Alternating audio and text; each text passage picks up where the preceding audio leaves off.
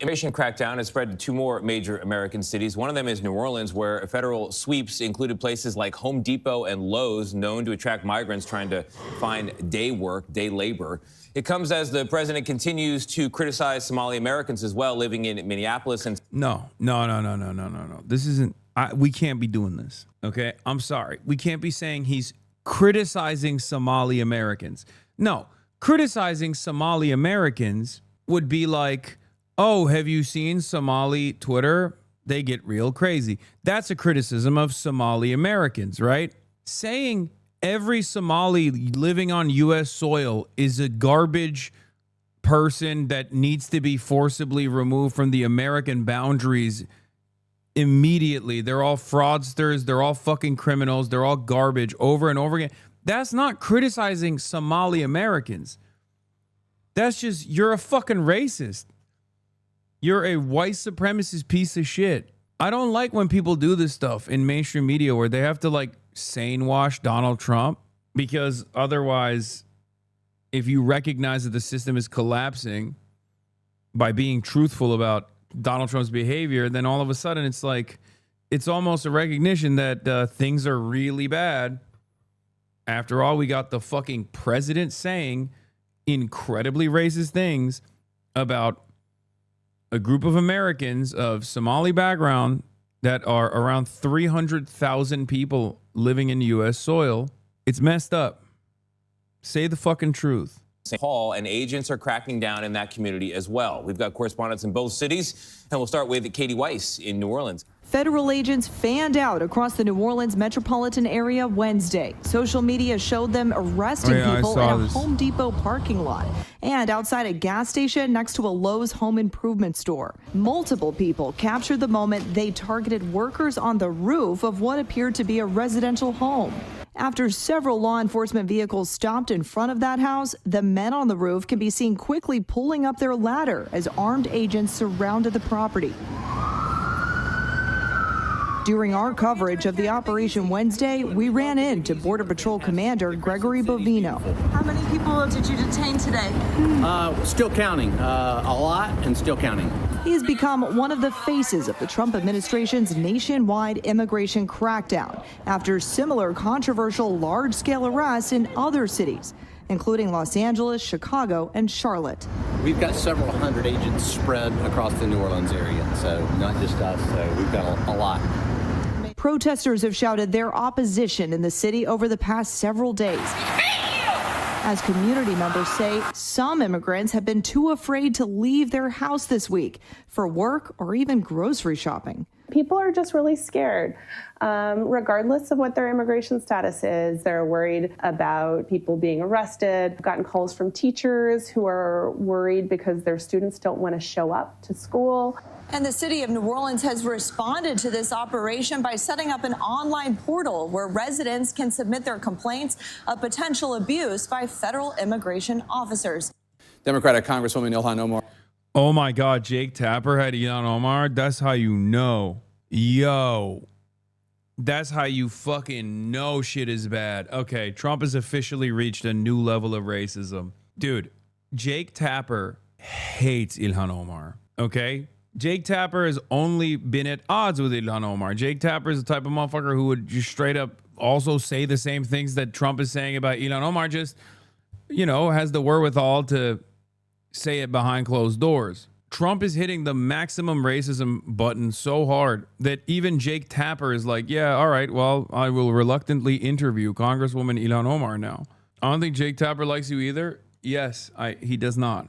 I saw a clip of Asman on Twitter going on an insane racist tirade against Ilhan to the level of bigotry you'd expect from Fuentes, and it's funny how 4 years ago it had resulted in an indefinite ban on Twitch.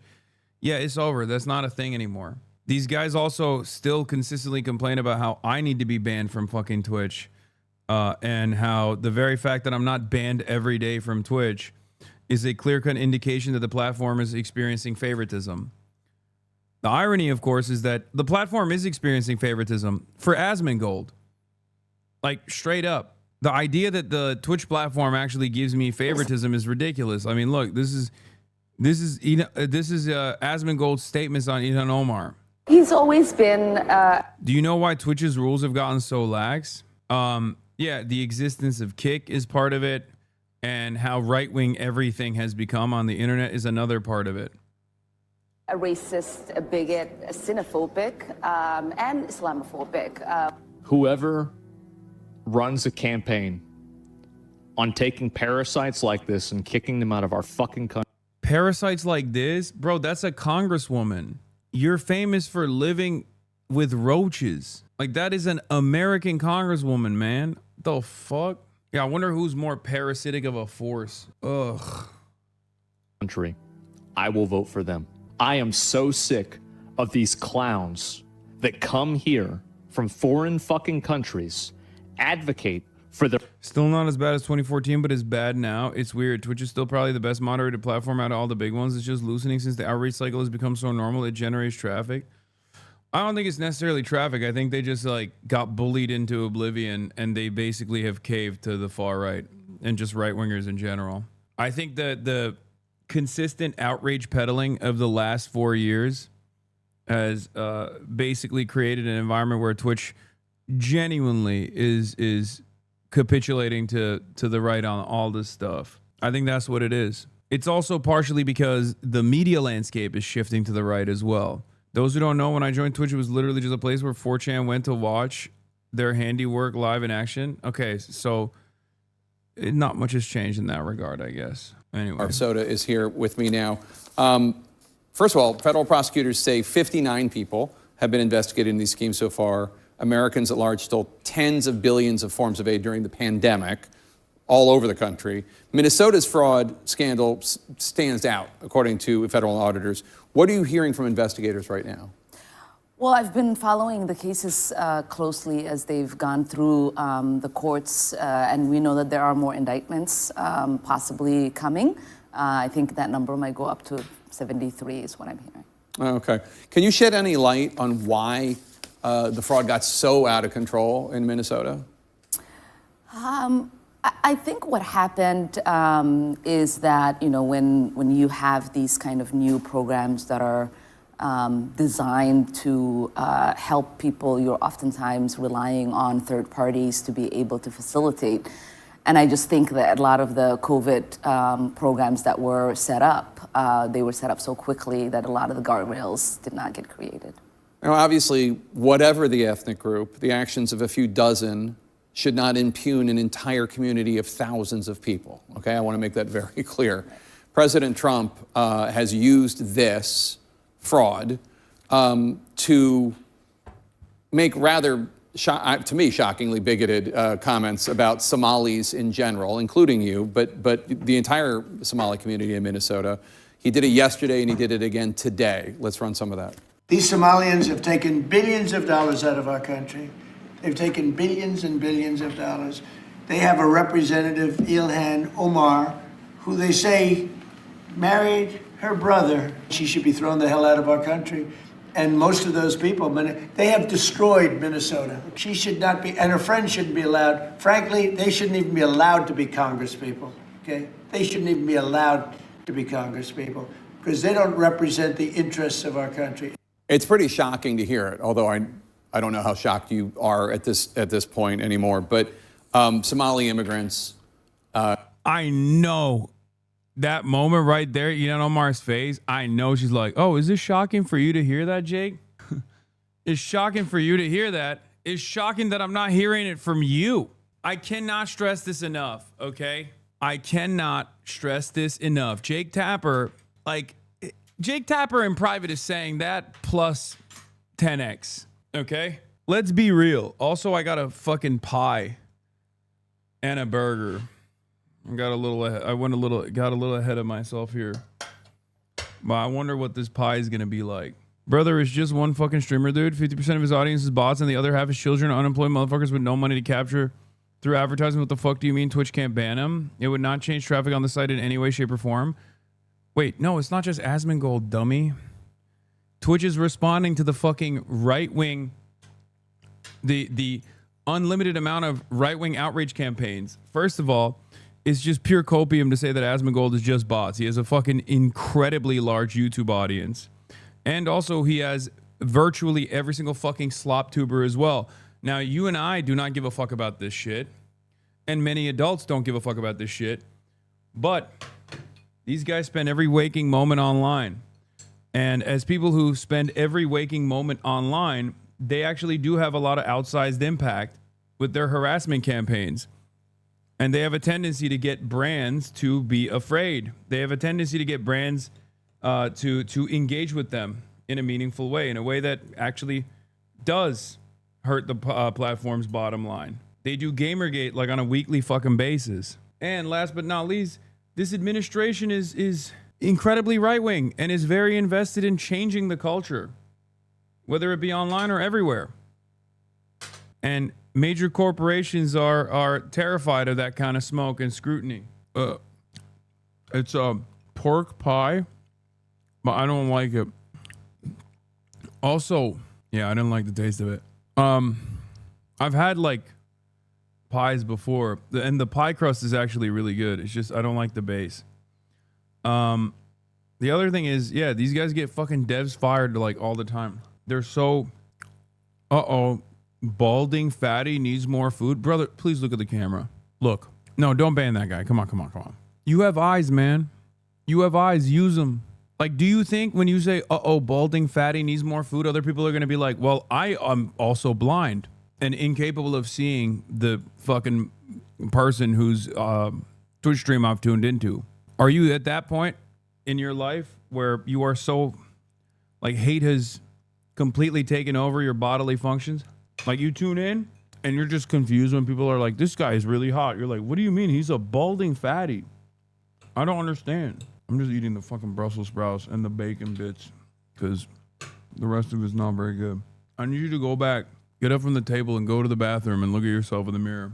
Bring me with you on the phone and put me right next to your own reflection in the mirror. I don't even know what the fuck this is. I don't even know what I'm eating. You are at this point anymore, but Somali immigrants in general, you in particular, have been the target of his attacks for a long time. What's your response?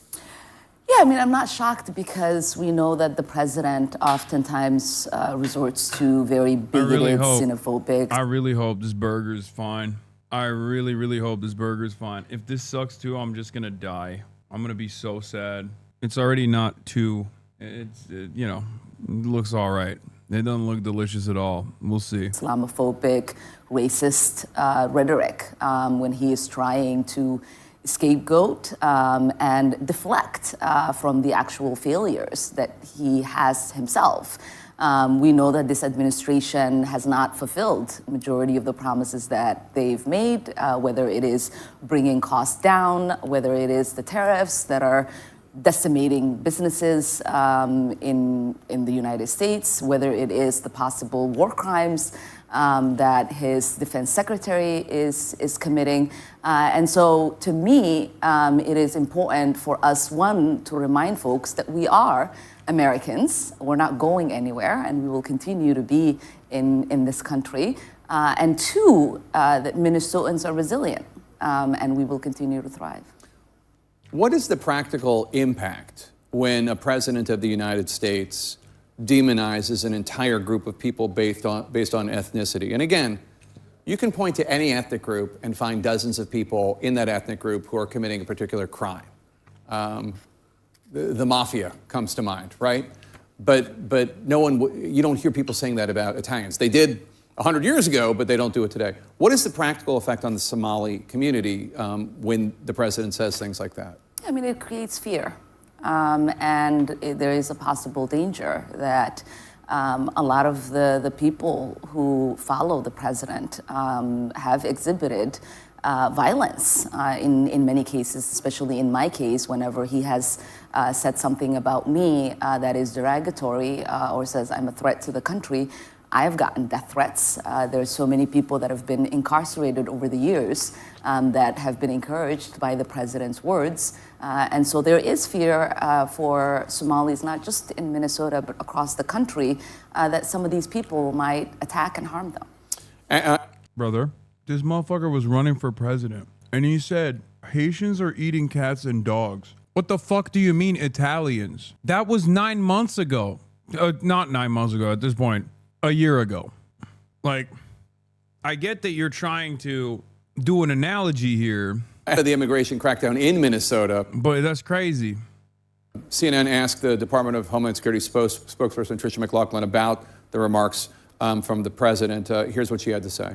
This is not about politics. This is about public safety. We saw what just happened last week with the terrorist attack against us here in our nation's capital, where one of our great heroes, Sarah Beckstrom, was killed. That's what the precipice of this was. What's your response to that? Well, it's certainly not. We know that Somalis, over 90% of them, are citizens of this country. Majority of them having born in the United States. And we know that if you are a criminal, you already have deportation orders, and there is an easy way for them to do that instead of creating this sort of fear where they are having raids. And today we saw them. Yeah, like, what are they going to do? Like, what are they going to do? You can't, at least for the time being, you can't really deport American citizens of Somali descent. Like, what the fuck? They want to scare people into leaving, in my opinion? No, but the Somalis are not going to leave. Why would they? They're American citizens. Where are they going? Like, what are we talking about? They're American, man. It's like when motherfuckers tell me, like, oh, yeah, go back to your country, bitch. It's like, well, I'm in it, you know? Well, not right now because I'm in Ireland currently, but you get the point. Citizens, and people were proving their citizenship by showing their passports. Burger so verdict, we know it has really 5 out of 10. Really nothing to do about keeping a community safe. It's actually terrorizing a community and creating fear. Congresswoman Ilhan Omar, thank you so much for being here.